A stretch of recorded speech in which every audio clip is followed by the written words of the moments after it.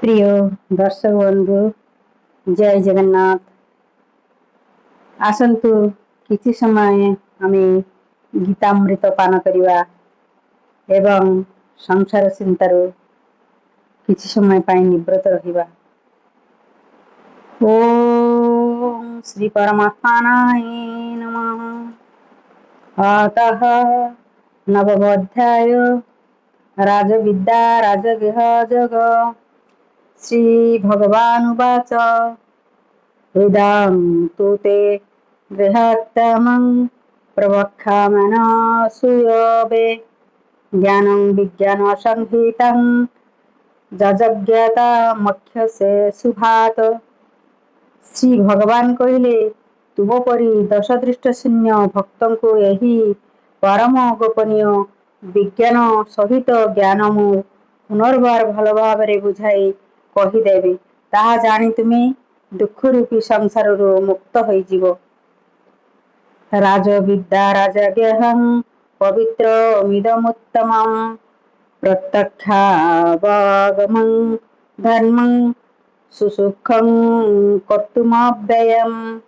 ଏହି ବିଜ୍ଞାନ ସହିତ ଜ୍ଞାନ ହେଉଛି ସକଳ ବିଦ୍ୟାର ରାଜା, ସମସ୍ତ ଗୋପନୀୟ ରହସ୍ୟମାନଙ୍କର ରାଜା, ଅତ୍ୟନ୍ତ ପବିତ୍ର, ଅତି ଉତ୍ତମ, ପ୍ରତ୍ୟକ୍ଷ ଫଳଦାୟୀ ଓ ଧର୍ମମୟ।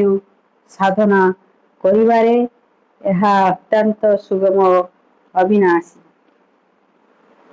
ଅଶ୍ରଦ୍ଧାଧାନା ପୁରୁଷା ଧର୍ମସ୍ୟ ପରଂ ତପ ଅପ୍ରାପ୍ୟମଂ ନିବର୍ତ୍ତନ୍ତେ ମୃତ୍ୟୁ ସଂସାର ସାଗରବର୍ତ୍ତିନି। ହେ ପରନ୍ତପ ଅର୍ଜୁନ, ଉପରୋକ୍ତ ଧର୍ମରେ ଶ୍ରଦ୍ଧା ରଖୁ ନଥିବା ପୁରୁଷମାନେ ମୋତେ ପ୍ରାପ୍ତ ନ ହୋଇ ମୃତ୍ୟୁରୂପକ ସଂସାର ଚକ୍ରରେ ଘୂରି ବୁଲନ୍ତି। ମୟା ତତମିଦଂ ସର୍ବଂ ଜଗଦ୍ବ୍ୟକ୍ତମୂର୍ତ୍ତିନା ମତସ୍ଥାନି ସର୍ବଭୂତାନି ନ ଚାହଂ ତେଷୁପସ୍ଥିତ। ମୋ ଦ୍ୱାରା ଅର୍ଥାତ୍ ନିରାକାର ପରମାତ୍ମାଙ୍କ ଦ୍ୱାରା ଏହି ସମସ୍ତ ବିଶ୍ୱ ଜଳଦ୍ୱାରା ବରଫ ପରି ପରିପୂର୍ଣ୍ଣ ହୋଇ ରହିଛି ଏବଂ ସକଳ ଭୂତ ମୋ ଅନ୍ତର୍ଗତ ସଂକଳ୍ପ ଆଧାରରେ ସ୍ଥିତ, କିନ୍ତୁ ପ୍ରକୃତରେ ମୁଁ ସେମାନଙ୍କ ମଧ୍ୟରେ ନାହିଁ। ନ ଚ ମତସ୍ଥାନି ଭୂତାନି ପଶ୍ୟ ମେ ଯୋଗମୈଶ୍ୱରମ୍ ଭୂତଦ୍ଭିନ୍ନ ଚ ଭୂତಸ್ಥୋ ମମାତ୍ମା ଭୂତଭାବନ। ସେହି ସମସ୍ତ ଭୂତ ମୋଠାରେ ଅବସ୍ଥିତ ନୁହନ୍ତି, କିନ୍ତୁ ମୋର ଈଶ୍ୱରୀୟ ଯୋଗଶକ୍ତି ଦେଖ ଯେ ପ୍ରାଣୀମାନଙ୍କର ଧାରଣ ପୋଷଣ କର୍ତ୍ତା ଏବଂ ପ୍ରାଣୀମାନଙ୍କର ସୃଷ୍ଟିକର୍ତ୍ତା ହୋଇ ମଧ୍ୟ ମୋର ଆତ୍ମା ପ୍ରକୃତରେ ପ୍ରାଣୀମାନଙ୍କ ମଧ୍ୟରେ ଅବସ୍ଥିତ ନୁହେଁ। ଯଥାକାଶ ସ୍ଥିତୋ ନିତ୍ୟଂ ବାୟୁ ସର୍ବତ୍ରଗମହାନ୍ ତଥା ସର୍ବାଣି ଭୂତାନି ମତସ୍ଥାନି ଋତୁପଧାରୟେ। ଆକାଶରୁ ଉତ୍ପନ୍ନ ହୋଇଥିବା ଓ ସର୍ବତ୍ର ବିଚରଣ କରୁଥିବା ମହାନ ବାୟୁ ଯେପରି ସର୍ବଦା ଆକାଶରେ ହିଁ ଅବସ୍ଥିତ ରହେ, ମୋର ସଂକଳ୍ପ ଦ୍ୱାରା ଉତ୍ପନ୍ନ ହୋଇଥିବାରୁ ସମସ୍ତ ଭୂତ ସେହିପରି ମୋଠାରେ ଅବସ୍ଥିତ ବୋଲି ଜାଣ। ସର୍ବଭୂତାନି କୌନ୍ତେୟ ପ୍ରକୃତିଂ ଯାନ୍ତି ମାମିକାମ୍ କଳ୍ପକ୍ଷୟେ ପୁନସ୍ଥାନି କଳ୍ପାଦୌ ବିସୃଜାମ୍ୟହମ୍। ହେ ଅର୍ଜୁନ, କଳ୍ପ ଶେଷରେ ସକଳ ଭୂତ ମୋ ପ୍ରକୃତି ପ୍ରାପ୍ତି ହୁଅନ୍ତି, ଅର୍ଥାତ୍ ମୋ ପ୍ରକୃତିରେ ଲୀନ ହୁଅନ୍ତି ଏବଂ କଳ୍ପର ଆରମ୍ଭରେ ସେମାନଙ୍କୁ ମୁଁ ପୁଣି ଥରେ ରଚନା କରେ। ପ୍ରକୃତିଂ ସମବଷ୍ଟାଭ୍ୟ ବିସୃଜାମି ପୁନଃ ପୁନଃ ଭୂତଗ୍ରାମମିମଂ କୀତସ୍ନାମବଶଂ ପ୍ରକୃତେର୍ବାସାତ୍। ମୁଁ ମୋ ସ୍ୱଭାବବଶତଃ ପରତନ୍ତ୍ର ହୋଇଥିବା ଏହି ସମସ୍ତ ଭୂତ ସମୁଦାୟଙ୍କୁ ସେମାନଙ୍କ କର୍ମ ଅନୁସାରେ ବାରମ୍ବାର ସୃଷ୍ଟି କରେ।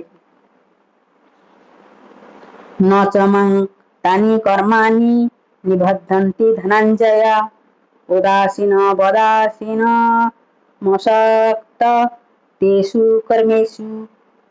ହେ ଅର୍ଜୁନ, ମୁଁ ସେସବୁ କର୍ମରେ ଅନାସକ୍ତ ଓ ଉଦାସୀନ ଦୃଶ ରହିଥିବାରୁ ମୋତେ ଅର୍ଥାତ୍ ପରମାତ୍ମାଙ୍କୁ ସେସବୁ କର୍ମ ବାନ୍ଧି ପାରେ ନାହିଁ।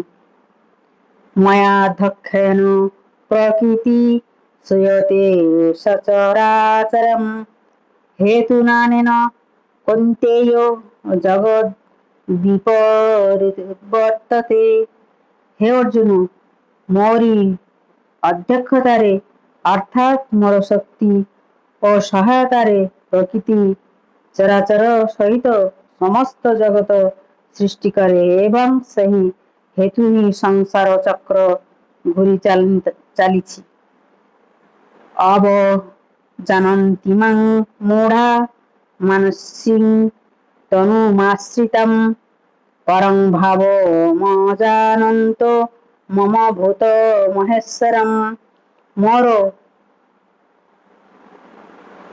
ପରମ ଭାବ ଜାଣି ନଥିବା ମୂଢ଼ ଲୋକମାନେ ମନୁଷ୍ୟ ଶରୀର ଧାରଣ କରିଥିବା ସକଳ ଭୂତଙ୍କର ମହାନ ଈଶ୍ୱର ସ୍ୱରୂପ ମୋତେ ତୁଚ୍ଛ ଦୃଷ୍ଟିରେ ଦେଖନ୍ତି ଅର୍ଥାତ୍ ନିଜର ଯୋଗମାୟା ଦ୍ୱାରା ସଂସାରର ଉଦ୍ଧାର ନିମନ୍ତେ ମନୁଷ୍ୟ ରୂପରେ ବିଚରଣ କରୁଥିବା ମୋତେ ସାଧାରଣ ମନୁଷ୍ୟ ବୋଲି ଭାବନ୍ତି। ମଘ କର୍ମାନୁ ମଘଜ୍ଞାନା ବିଚେତସ ରାକ୍ଷସୀମାସୁରୀଂ ଚୈବ ପ୍ରକୃତିଂ ମୋହିନଂ ଶ୍ରିତା। ବ୍ୟର୍ଥ ଆଶା ରଖିଥିବା, ବ୍ୟର୍ଥ କର୍ମ କରୁଥିବା ଓ ବ୍ୟର୍ଥ ଜ୍ଞାନଯୁକ୍ତ ବିକ୍ଷିପ୍ତ ଚିତ୍ତ ସେହି ଜ୍ଞାନୀମାନେ ରାକ୍ଷସୀ ଅନୁସାରେ ଓ ମୋହିନୀ ପ୍ରକୃତି ହିଁ ଧାରଣ କରି ରହନ୍ତି। ମହାତ୍ମାନସ୍ତୁ ମାଂ ପାର୍ଥ ଦୈବୀଂ ପ୍ରକୃତିମାଶ୍ରିତା ଭଜନ୍ନ ନାନା ମନସୋ ଜ୍ଞାତା ଭୂତା ଦିମବ୍ୟୟମ୍। କିନ୍ତୁ ହେ କୁନ୍ତୀ ପୁତ୍ର, ଦୈବୀ ପ୍ରକୃତିର ଆଶ୍ରିତ ମହାତ୍ମାମାନେ ମୋତେ ସକଳ ଭୂତଙ୍କ ସନାତନ କାରଣ ଓ ଅବିନାଶୀ ଅକ୍ଷର ସ୍ୱରୂପ ଜାଣି ଅନନ୍ୟ ଚିତ୍ତରେ ଯୁକ୍ତ ହୋଇ ନିରନ୍ତର ମୋତେ ଭଜନ କରନ୍ତି। ସତତଂ କୀର୍ତ୍ତୟନ୍ତୋ ମାଂ ଯତନ୍ତଂ ଚ ଦୃଢ଼ବ୍ରତା ନମସ୍ୟନ୍ତଶ୍ଚ ମାଂ ଭକ୍ତା ନିତ୍ୟଯୁକ୍ତା ଉପାସତେ। ସେହି ଦୃଢ଼ନିଶ୍ଚୟୀ ଭକ୍ତମାନେ ନିରନ୍ତର ମୋର ନାମ ଓ ଗୁଣ କୀର୍ତ୍ତନ କରି କରି ମୋର ପ୍ରାପ୍ତି ପାଇଁ ଯତ୍ନ କରି କରି ଏବଂ ମୋତେ ବାରମ୍ବାର ପ୍ରଣାମ କରି ନିରନ୍ତର ମୋର ଧ୍ୟାନରେ ଲାଗି ରହି ଅନନ୍ୟ ପ୍ରେମରେ ମୋର ଉପାସନା କରନ୍ତି। ଜ୍ଞାନଯଜ୍ଞେନ ଚାପ୍ୟେନ ଯଜନ୍ତୁ ମାମୁପାସତେ ଏକୋକ୍ତେନ ପୃଥକ୍ତେନ ବହୁଧା ବିଶ୍ୱତୋ ମୁଖମ୍। ଅନ୍ୟ କେତେକ ଜ୍ଞାନଯୋଗୀ ମୋତେ ନିର୍ଗୁଣ ନିରାକାର ବ୍ରହ୍ମ ବୋଲି ଜାଣି ଜ୍ଞାନଯଜ୍ଞ ଦ୍ୱାରା ଅଭନ୍ନ ଭାବରେ ମୋର ଉପାସନା କରନ୍ତି ଏବଂ ଅନ୍ୟ କେତେକ ଯୋଗୀ ବହୁ ପ୍ରକାରରେ ଅବସ୍ଥିତ ମୋତେ ଅର୍ଥାତ୍ ବିରାଟ ସ୍ୱରୂପ ପରମେଶ୍ୱରଙ୍କୁ ପୃଥକ ଭାବରେ ଉପାସନା କରନ୍ତି। ଅହଂକୃତୋରହଂ ଯଜ୍ଞଂ ସଦାହମହମୌଷଧଂ ମନ୍ତ୍ରୋऽହମେବାଜ୍ୟମହମଗ୍ନିରହଂ ହୁତଂ। ମୁଁ କ୍ରତୁ, ମୁଁ ଯଜ୍ଞ, ମୁଁ ସଦା, ମୁଁ ଔଷଧ, ମୁଁ ମନ୍ତ୍ର, ମୁଁ ଘୃତ, ମୁଁ ଅଗ୍ନି ଏବଂ ମୁଁ ହିଁ ହବନ ରୂପୀ କ୍ରିୟା। ପିତାହମସ୍ୟ ଜଗତ ମାତା ଧାତା ପିତାମହ ବେଦଂ ପବିତ୍ରମଙ୍କାର ରକସାମ ଯଜୁରେବ ଚ। ଏହି ସମଗ୍ର ଜଗତର ଧାତା ଅର୍ଥାତ୍ ଧାରଣ କର୍ତ୍ତା ଓ କର୍ମଫଳଦାତା ପିତା ମାତା ପିତାମହ ଜାଣିବାର ଯୋଗ୍ୟବସ୍ତୁ ପବିତ୍ର ଓଁକାର ତଥା ଋଗ୍ବେଦ ସାମବେଦ ଓ ଯଜୁର୍ବେଦ ମଧ୍ୟ ମୁଁ ହିଁ ଅଟେ। ଗତିର୍ଭର୍ତ୍ତା ପ୍ରଭୁ ସାକ୍ଷୀ ନିବାସ ଶରଣ ଶ୍ରୀହୃତ୍ ପ୍ରବହ ପ୍ରଳୟ ସ୍ଥାନଂ ନିଧାନଂ ବୀଜମବ୍ୟୟମ୍। ମୁଁ ସମସ୍ତଙ୍କର ପ୍ରାପ୍ତ ହେବା ଯୋଗ୍ୟ ପରମଧାମ, ସମସ୍ତଙ୍କ ଭରଣ ପୋଷଣ କର୍ତ୍ତା, ସମସ୍ତଙ୍କ ସ୍ୱାମୀ, ଶୁଭାଶୁଭ ଦ୍ରଷ୍ଟା, ସମସ୍ତଙ୍କ ବାସସ୍ଥାନ, ଶରଣ ନେବାର ଯୋଗ୍ୟ ପୁତ୍ରୋପକାର ପ୍ରତ୍ୟୁପକାର ନ ଚାହିଁ ହିତକାରୀ ଅଟେ। ସମସ୍ତଙ୍କ ଉତ୍ପତ୍ତି ଓ ପ୍ରଳୟର ହେତୁ, ସ୍ଥିତିର ଆଧାର, ନିଧାନ ଓ ଅବିନାଶୀ କାରଣ ମଧ୍ୟ ମୁଁ ହିଁ ଅଟେ।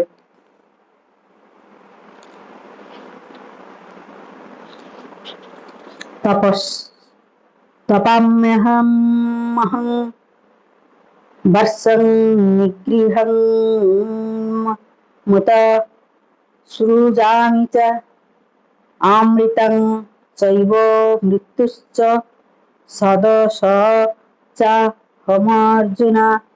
ମୁଁ ହିଁ ସୂର୍ଯ୍ୟ ରୂପରେ ଉତ୍ତାପ ପ୍ରଦାନ କରେ, ବର୍ଷାକୁ ଆକର୍ଷଣ କରେ ଏବଂ ବର୍ଷା କରାଏ। ହେ ଅର୍ଜୁନ, ମୁଁ ହିଁ ଅମୃତ ଏବଂ ମୃତ୍ୟୁ, ସତ ଅସତ ମଧ୍ୟ ମୁଁ ହିଁ ଅଟେ। ତ୍ରୟୀବିଦ୍ୟାଂ ମାଂ ସମପାପୁତପାପା ଜଗରିଷ୍ଠ ସ୍ୱର୍ଗତିଂ ପ୍ରାର୍ଥୟନ୍ତେ ते पुण्यमासाद्य ସୁରେନ୍ଦ୍ରଲୋକମଶ୍ନୁନ୍ति ଦିବ୍ୟଂ ଦିବି ଦେବୋ ଭଗାନ। তিনি ବେଦର ବିଧାନ ଅନୁସାରେ ସକାମ କର୍ମ କରୁଥିବା ତଥା ଯଜ୍ଞ ସମରସ ପାନ କରୁଥିବା ନିଷ୍ପାପ ପୁରୁଷମାନେ ମୋତେ ଯଜ୍ଞ ଦ୍ୱାରା ପୂଜା କରି ସ୍ୱର୍ଗ କାମନା କରନ୍ତି। ସେମାନେ ନିଜ ପୁଣ୍ୟମାନଙ୍କର ଫଳସ୍ୱରୂପ ସ୍ୱର୍ଗଲୋକକୁ ପାଇ ସ୍ୱର୍ଗରେ ଦିବ୍ୟ ଦେବଭୋଗ ଭୁଞ୍ଜନ୍ତି। ते तं भुक्त्वा ସ୍ୱର୍ଗଲୋକଂ ବିଶାଲଂ କ୍ଷୀଣେ ପୁଣ୍ୟ ମର୍ତ୍ତ୍ୟଲୋକଂ ବିଶନ୍ତି ଏବଂ ତ୍ରୟୋଧର୍ମମନୁପ୍ରପନ୍ନା ଗତାଗତଂ କାମକାମା ଲଭନ୍ତେ। ସେମାନେ ସେହି ବିଶାଳ ସ୍ୱର୍ଗ ଲୋକ ଭୋଗ କରି ପୁଣ୍ୟକ୍ଷୟ ହୋଇଯିବା ପରେ ମୃତ୍ୟୁଲୋକ ପ୍ରାପ୍ତି ହୁଅନ୍ତି। ଏହିପରି ସ୍ୱର୍ଗ ପ୍ରାପ୍ତିର ସାଧନ ରୂପକ ତିନି ବେଦରେ କଥିତ ସକାମ କର୍ମର ଆଶ୍ରୟ ନେଇଥିବା ଏବଂ ଭୋଗ କାମନା କରୁଥିବା ପୁରୁଷମାନେ ବାରମ୍ବାର ଆବାଗମନ ପ୍ରାପ୍ତ ହୁଅନ୍ତି, ଅର୍ଥାତ୍ ପୁଣ୍ୟ ବଳରେ ସ୍ୱର୍ଗକୁ ଯାଆନ୍ତି ଏବଂ ପୁଣ୍ୟ କ୍ଷୀଣ ହୋଇଗଲେ ମୃତ୍ୟୁଲୋକକୁ ଫେରି ଆସନ୍ତି। ଅନନ୍ୟଶ୍ଚିନ୍ତୟନ୍ତୁ ମାଂ ଯେ ଜନା ପର୍ଯ୍ୟପାସତେ ତେଷାଂ ନିତ୍ୟଭିୟୁକ୍ତାନାଂ ଯୋଗକ୍ଷେମଂ ବହାମ୍ୟହଂ। ଯେଉଁ ଅନନ୍ୟ ପ୍ରେମୀ ଭକ୍ତଜନମାନେ ମୋତେ ଅର୍ଥାତ୍ ପରମେଶ୍ୱରଙ୍କୁ ନିରନ୍ତର ଚିନ୍ତନ ପୂର୍ବକ ନିଷ୍ଠାମ ଭାବରେ ଭଜନ କରନ୍ତି, ନିରନ୍ତର ମୋର ଚିନ୍ତନ କରୁଥିବା ସେହି ପୁରୁଷମାନଙ୍କର ଯୋଗକ୍ଷେମ ସ୍ୱୟଂ ମୁଁ ବହନ କରେ। जप्पना देवता भक्ता जजन्ते श्रद्धयान्विता तेऽपि मामेव कौन्तेय जजन्त विधुपूर्वकम्। हे अर्जुन, ଯେଉଁ ସକାମ ଭକ୍ତମାନେ ଶ୍ରଦ୍ଧାଯୁକ୍ତ ହୋଇ ମନ୍ୟ ଦେବତାମାନଙ୍କୁ ପୂଜା କରନ୍ତି ସେମାନେ ମଧ୍ୟ ମୋତେ ହିଁ ପୂଜା କରିଥାନ୍ତି, କିନ୍ତୁ ସେମାନଙ୍କର ସେହି ପୂଜା ଅବିଧିପୂର୍ବକ ଅର୍ଥାତ୍ ଅଜ୍ଞାନ ପୂର୍ବକ ହୋଇଥାଏ।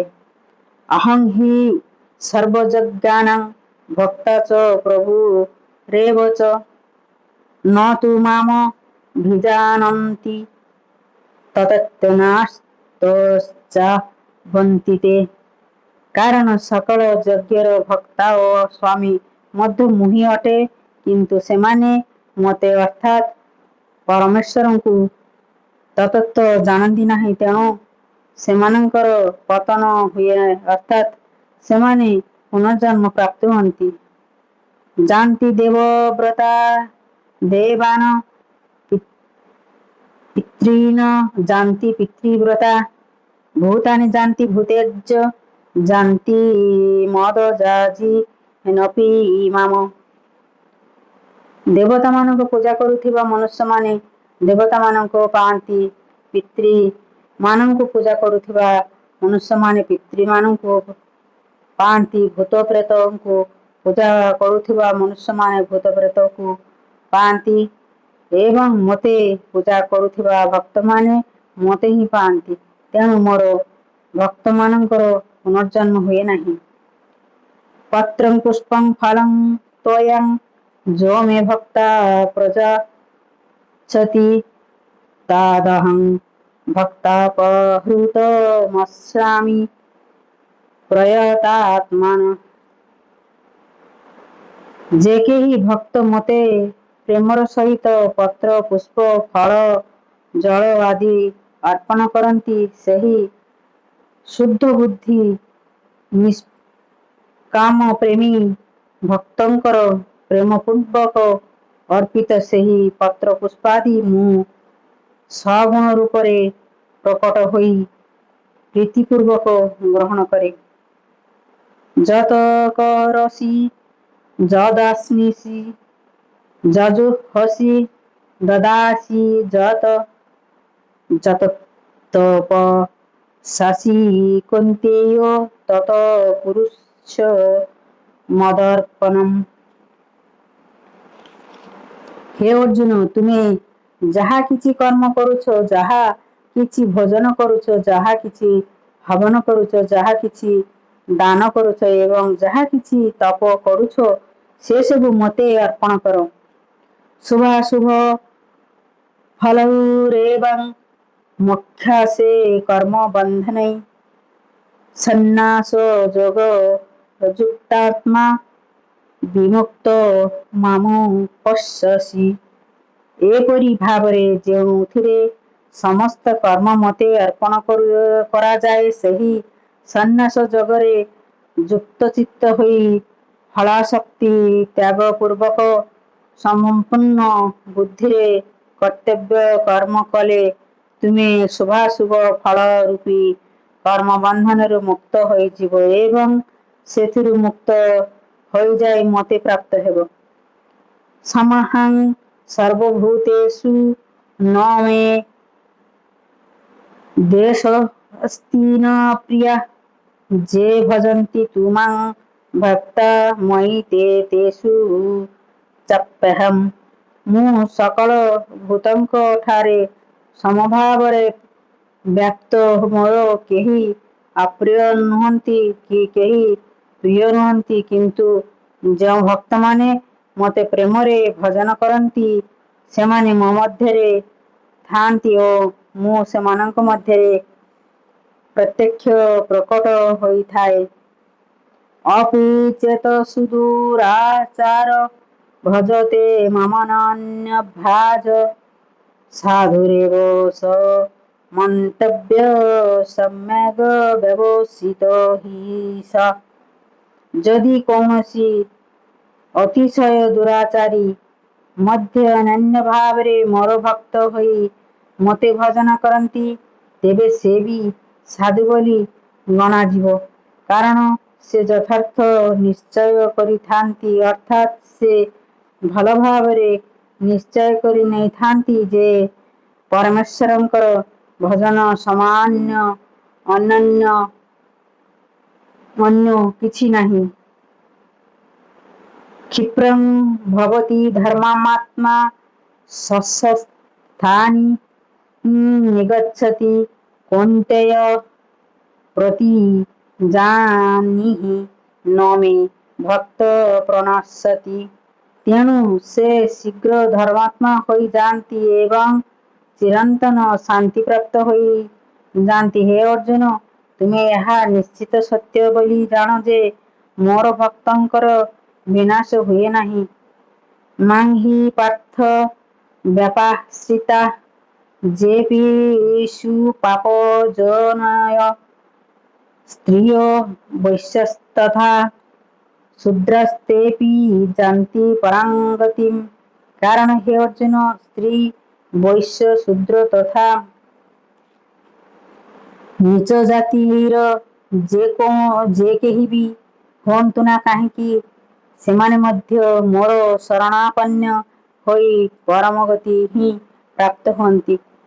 କିଂ ପୁନର୍ବ୍ରହ୍ମଣ୍ୟା ପୁଣ୍ୟଭକ୍ତା ରାଜର୍ଷୟସ୍ତଥା ଅନିତ୍ୟମସୁଖଂ ଲୋକମିମାଂ ପ୍ରାପ୍ୟ ଭଜସ୍ୱ ମାମ। ତେଣୁ ପୁଣ୍ୟଶୀଳ ବ୍ରାହ୍ମଣ ତଥା ରାଜର୍ଷି ଭକ୍ତମାନେ ଯେ ମୋର ଶରଣାପନ୍ନ ହୋଇ ହେଲେ ପରମଗତି ପ୍ରାପ୍ତ ହୁଅନ୍ତି, ତାହା ଆଉ କଣ କହିବା। ଅତଏବ ତୁମେ ଏହି ସୁଖରହିତ ଓ କ୍ଷଣଭଙ୍ଗୁର ମନୁଷ୍ୟ ଶରୀର ପ୍ରାପ୍ତ ହୋଇଥିବାରୁ ନିରନ୍ତର ମୋତେ ହିଁ ଭଜନ କର। ମନନ୍ୟା ଭବ ମଦଭକ୍ତୋ ମଦଯାଜୀ ମାଂ ନମସ୍କୁରୁ ମାମେବୈଷିଚି ଯୁକ୍ତୋବବମାତ୍ମାନଂ ମତପରାୟଣ। ମୋଠାରେ ମନ ଲଗାଅ, ମୋର ଭକ୍ତ ହୁଅ, ମୋର ପୂଜନ କର, ମୋତେ ପ୍ରଣାମ କର। ଏହିପରି ଭାବରେ ଆତ୍ମାକୁ ମୋଠାରେ ଲଗାଇ ମୋର ପରାୟଣ ହେଲେ ତୁମେ ମୋତେ ନିଶ୍ଚୟ ପ୍ରାପ୍ତ ହେବ। ଜୟ ଶ୍ରୀକୃଷ୍ଣ। ଓଂ ତତ୍ସଦିତି ଶ୍ରୀମଦ୍ଭାଗବତ ଗୀତାସୁପନିଷଦ୍ସୁ ବ୍ରହ୍ମବିଦ୍ୟାୟାଂ ଯୋଗଶାସ୍ତ୍ରେ ଶ୍ରୀକୃଷ୍ଣାର୍ଜୁନ ସଂବାଦେ ରାଜଗୃହଯୋଗ ନାମ ନବମୋଧ୍ୟାୟଃ। ଜୟ ଶ୍ରୀକୃଷ୍ଣ।